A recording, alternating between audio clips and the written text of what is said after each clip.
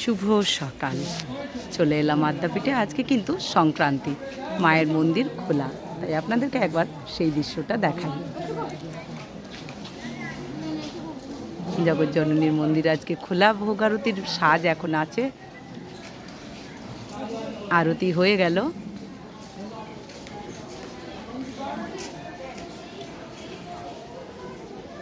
চলুন এবারে নিয়ে যাই আপনাদেরকে ভক্তবৃন্দর কাছে আর ভোগ দর্শন করাবো।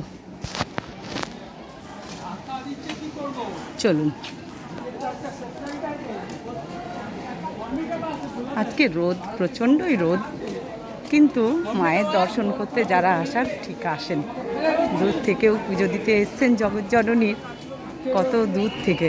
আপনি না আসতে পারলে কোনো ব্যাপার না, সবাই তো আর প্রত্যেক দিন আসা যায় না দূর থেকে। তাই এই চ্যানেলটিকে আপনারা সাবস্ক্রাইব করে রাখতে পারেন আর প্রত্যেক দিনেই এভাবে দর্শন করতে পারেন। আজকে হচ্ছে 15ই মে, আজকে হচ্ছে শুক্রবার। আমিও চলে এসেছি প্রত্যেক দিনকার মতো আদ্যাপীঠ মন্দিরে।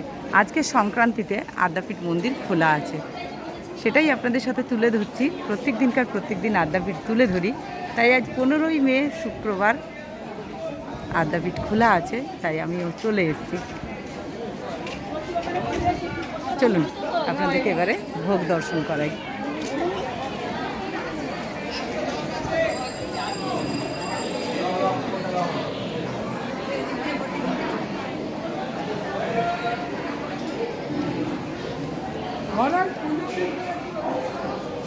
এখানে কিন্তু যারা কাপড় দিয়েছেন তারা এই যে দেখিয়ে দিচ্ছেন দাদা। আচ্ছা, আপনাদেরকে দেখাতে পারতাম ওপর থেকে, কিন্তু ভোগ আরতি কেটে দেবে ভোগ দিই, তাহলে আর দেখানো হবে না, তখনই সেটি ভাগ হয়ে যায়, বিভিন্ন দিকে চলে যায়। তার জন্য আপনাদেরকে তাড়াতাড়ি করে ভোগ দর্শন করাতে নিয়ে যাচ্ছি। আর মহারাজ, শান্তনু মহারাজ পুজো ভোগ আরতি করে যাচ্ছেন মন্দির থেকে। এটি মন্দিরের একটি পথ আর কি।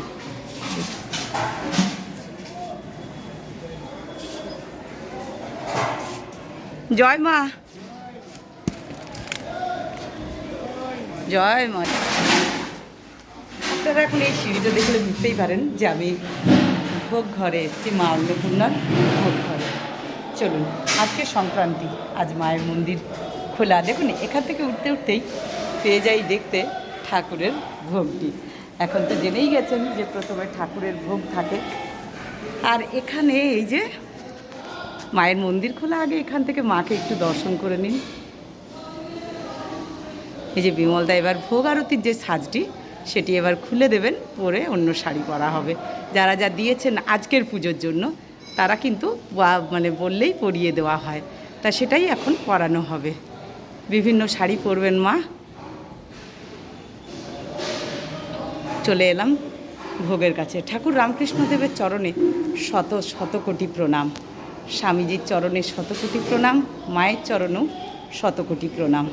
দেখুন এখানে ঠাকুরের আসন, জল, নুন, লেবু। আচ্ছা, অন্নভোগ দেখুন, অন্নভোগ আছে আজকে 1250 চালের, সেদ্ধ চালের অন্নভোগ। কিন্তু প্রত্যেক দিনেই মাপ একই, সারা বছর, সারা তিথি, সারা দিন একই মাপ, 1250 চালের সেদ্ধ চালের ভোগ। ভালো করে দর্শন করুন ঠাকুর রামকৃষ্ণদেবের ভোগ। আজকে কিন্তু একটু এলোমেলো সাজানোটা হয়েছে। যাই হোক, যেমন শুক্তোটা যেত এখানে আর চাটনিটা যেত ওখানে, ওটা কোনো ব্যাপার না, হতেই পারে। তা যাই হোক, আপনাদের সাথে শুরু করি কী কী পদ আছে। প্রথমে আছে শুক্তো, এখানে আছে 6 রকমের ভাজা। 6 রকমের ভাজায় কী কী আছে দেখুন। উচ্ছে ভাজা, আলু ভাজা, বেগুন ভাজা, ঢ্যাঁড়স ভাজা, পটল ভাজা, কাঁকরোল ভাজা।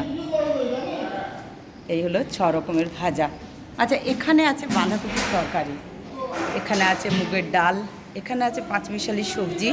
শুক্তো তো বললাম, তার বদলে এখানে আছে চাটনি, এখানে আছে পুষ্পান্ন।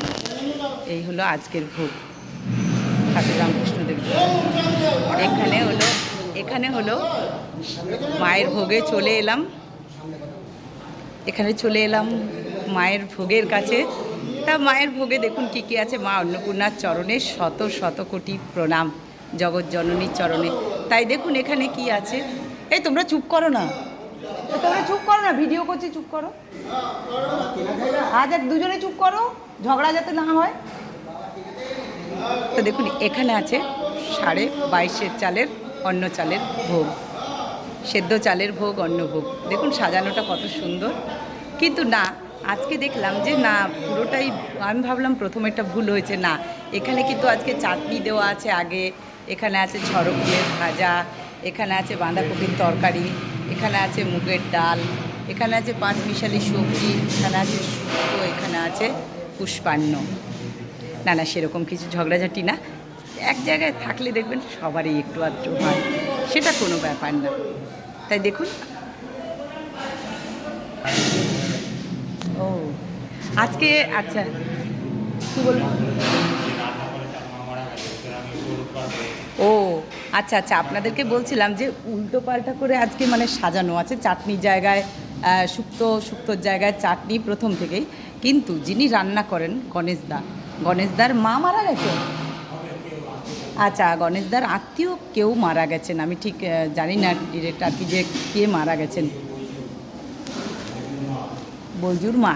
তা সেই গণেশদা আজকে নেই, গণেশদাই এটা সাজানো ব্যাপারটা দেখেন, সেই জন্য আজকে উল্টো পাল্টা করে সাজানোটা হয়েছে। আপনারা কেউ কিছু মনে করবেন না, কারণ হতেই পারে, 12 মাস মাকে তো ঠিকঠাকই সাজানো হয়, আর মানুষের বিপদ তো বলে কয়ে আসে না। তাই ওনার যিনি মারা গেছেন তার আত্মার শান্তি কামনা করি। যাই হোক, আর রাধা মাধবের ভোগের কাছে চলে এলাম। রাধা মাধবের চরণে শত শত কোটি প্রণাম।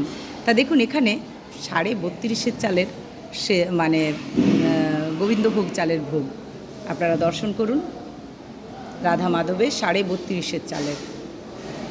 এখানে কিন্তু আসন আছে, জল, নুন, লেবু আছে, এখানে 5 রকম ভাজা আছে, চাটনি আছে, বাঁধাকপির তরকারি আছে, ডাল আছে, পাঁচমিশালি সবজি আছে।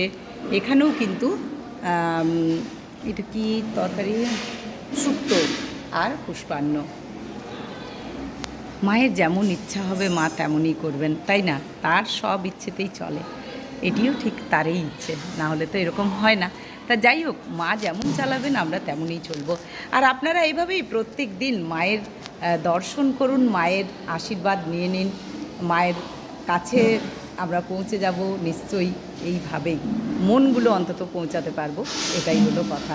তা যাই হোক, সবাই ভালো থাকবেন, সুস্থ থাকবেন। ভালো লাগলে অবশ্যই লাইক, কমেন্ট, শেয়ার করে দেবেন। আর নতুন বন্ধু হলে অবশ্যই সাবস্ক্রাইব করে পাশে থাকবেন।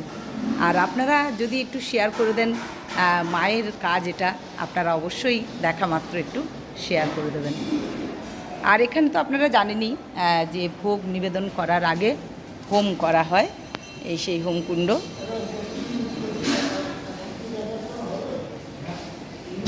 যাই হোক, আরেকবার মায়ের ভোগটি দেখে নিন, কি সুন্দর করে সাজানো।